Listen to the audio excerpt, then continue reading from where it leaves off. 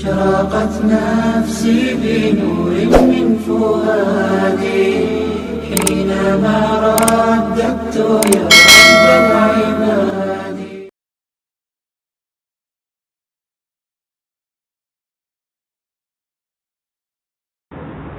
الحمد للہ وکفی وسلام علی عبادہ الذین اصطفی اما بعد.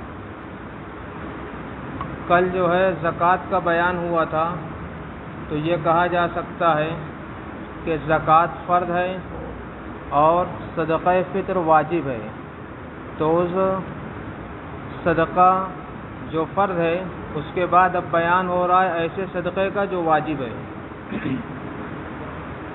چنانچہ نبی پاک صلی اللہ علیہ وسلم نے فرمایا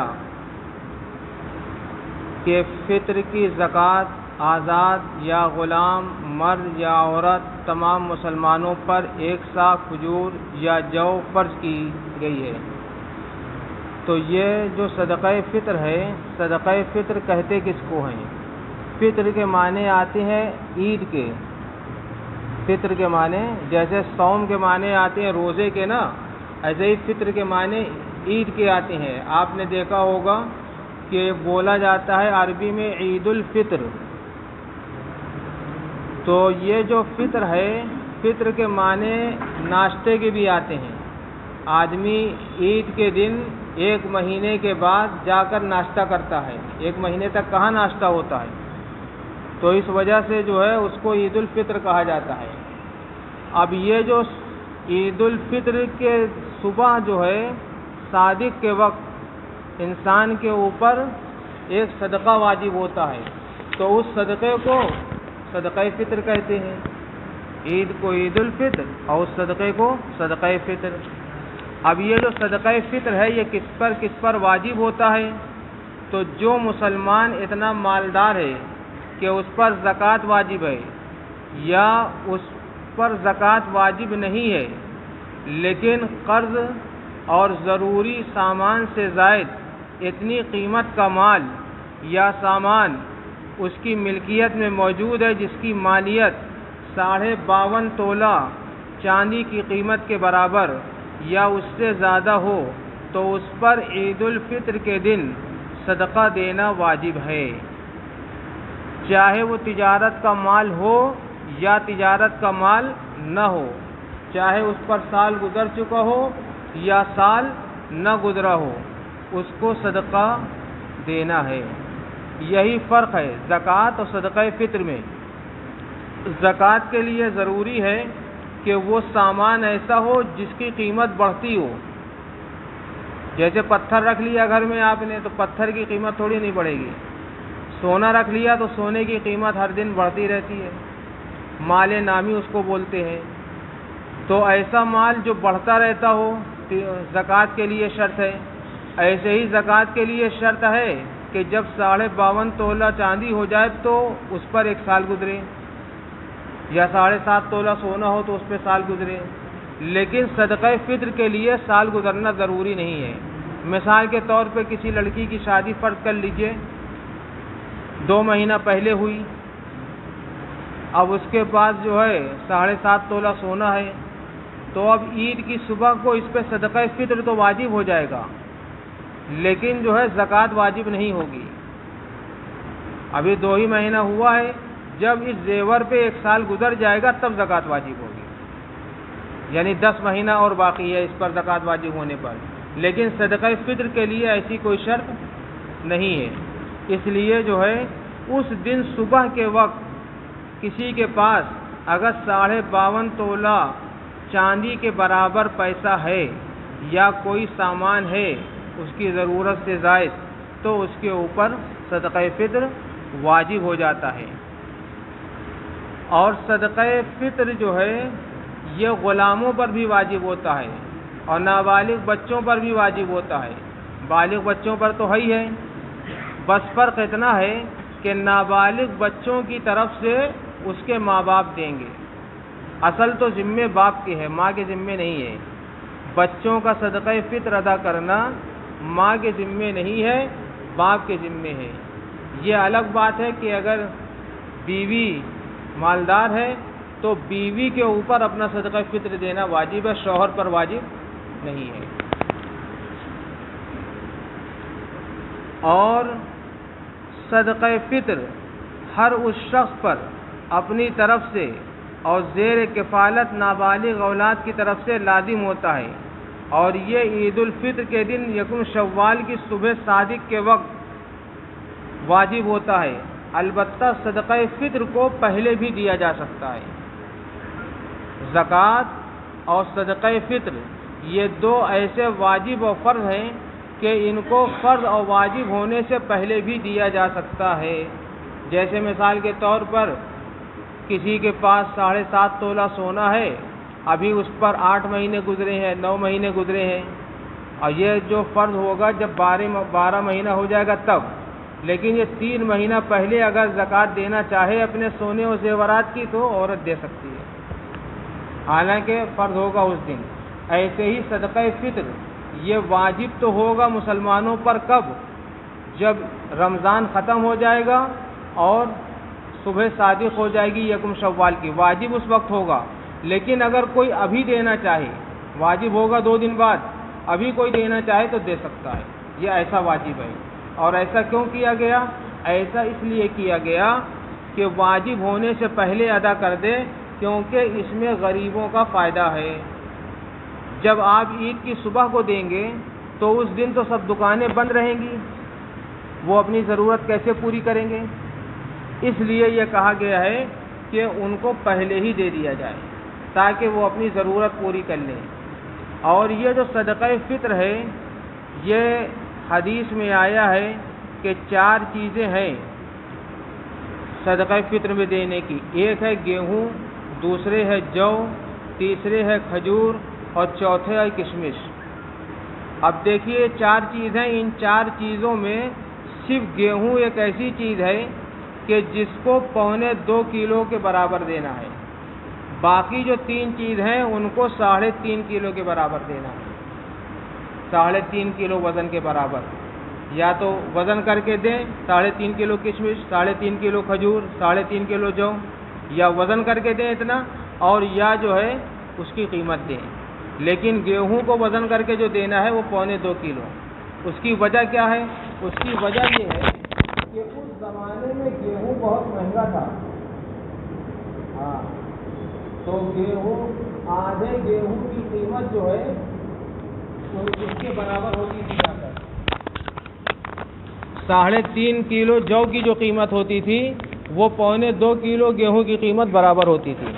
تو گیہوں اس وقت بہت مہنگا تھا، اس وجہ سے اس کو آدھا سا رکھا گیا، 2.25 کلو رکھا گیا، اور جو سستا تھا اس لیے اس کو 3.5 کلو رکھا گیا۔ کھجور بھی سستا تھا، گیہوں اس زمانے میں بڑے بڑے مالدار ہی بس کھا پاتے تھے، ہر شخص نہیں کھا پاتا تھا۔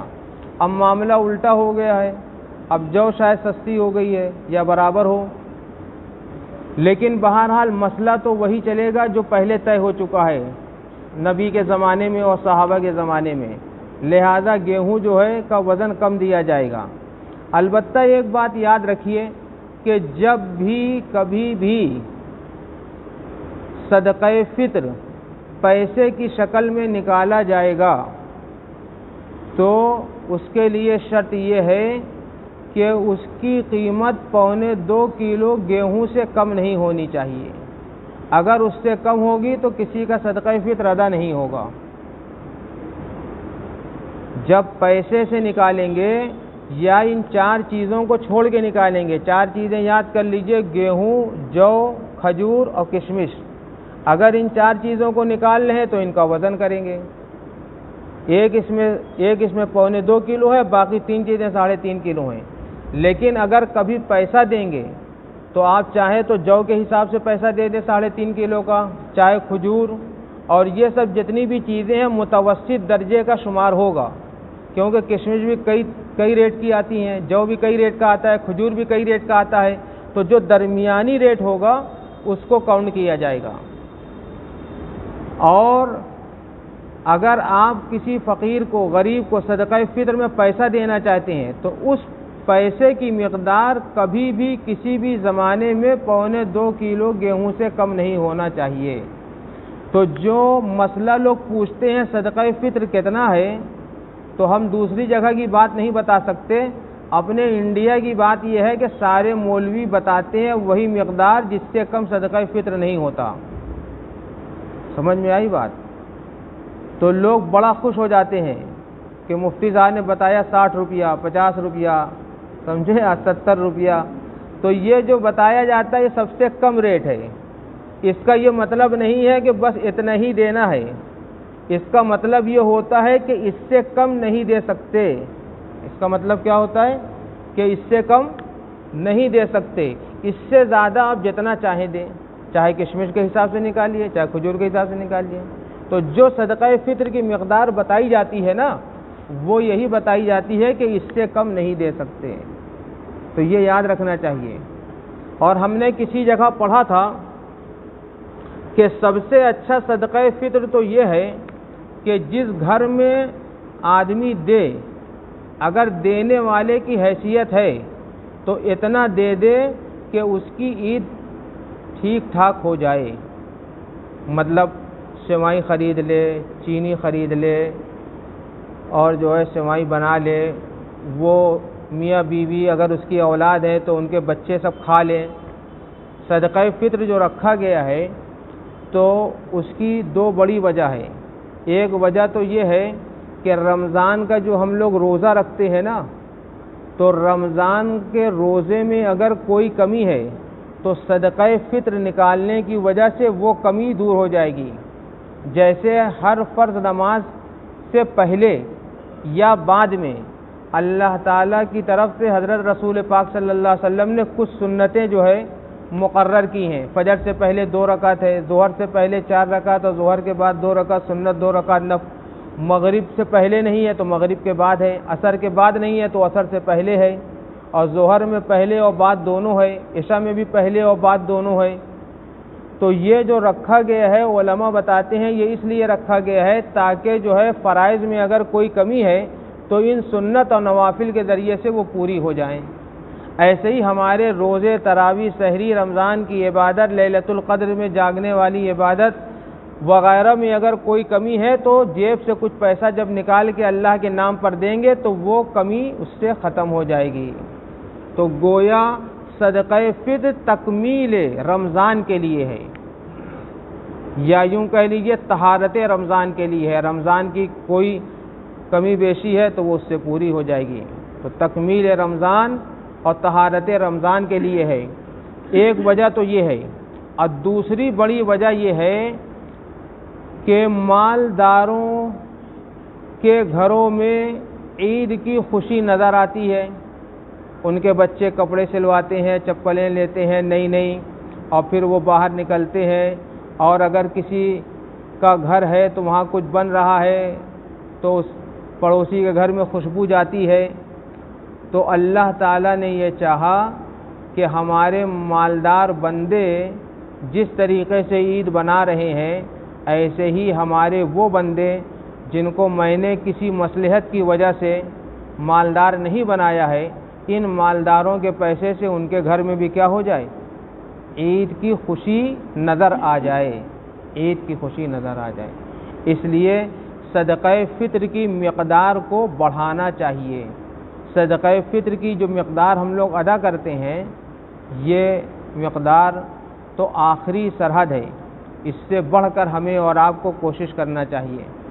اور یہ غریبوں کے خیال کرنے کا دن ہے، اس دن غریبوں کا زیادہ سے زیادہ ہمیں اور آپ کو خیال کرنا چاہیے۔